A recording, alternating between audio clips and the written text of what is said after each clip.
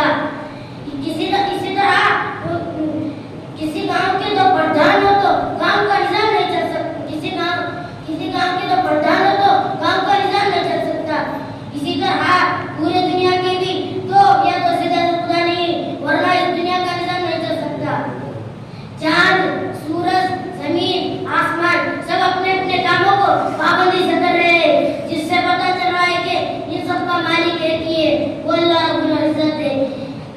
اسی لیے ہم مسلمان صرف اللہ کو مانتے ہیں اور کلمہ لا الہ الا اللہ محمد رسول اللہ پر ایمان رکھتے ہیں کہ اللہ کے سوا کوئی معبود نہیں اور حضرت محمد مصطفیٰ صلی اللہ علیہ وسلم اللہ کے بندے اس کے رسول ہیں.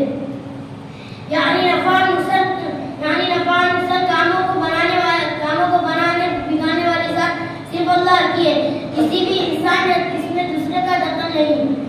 دیکھنے میں تو ایسا لگ رہا ہے کہ دولت سے نفع ہو رہا ہے. دیکھنے میں تو ایسا لگ رہا ہے کہ دنیا کے لوگ نفع اور نقصان پہنچا رہے ہیں. دولت سے نفع ہو رہا ہے، غریبی سے نقصان ہو رہا ہے. لیکن حقیقت یہ ہے کہ سب نفع اور نقصان کاموں کو بنانا بگانا اللہ کی طرف سے ہو رہا ہے. کسی بھی ایک چونٹی نے کاغذ پر قلم چلتا ہوا دیکھا تو کہا کہ قلم لکھ رہا ہے، جبکہ لکھنے کا کام ہاتھ میں کر رہا ہے. چینٹی کو ہاتھ بھی نظر نہیں آیا.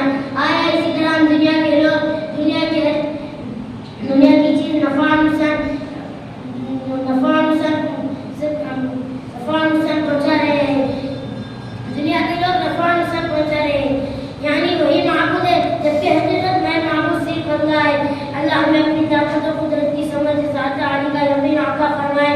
آمین. وآخر دعوانا الحمدللہ رب العالمین.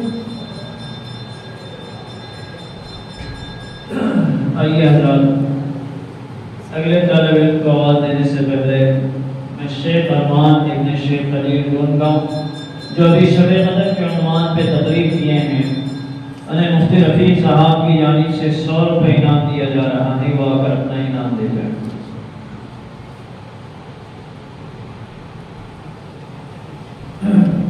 آئیے اب اس کے بعد شیخ وسیم ابن شیخ شادون صاحب تھڑی ہپرگاہ شعبہ ناظرہ کو میں دعوت دیتا ہوں کہ وہ آئے اپنی تقریر درود شریف کے عنوان پر اپنی تقریر پیش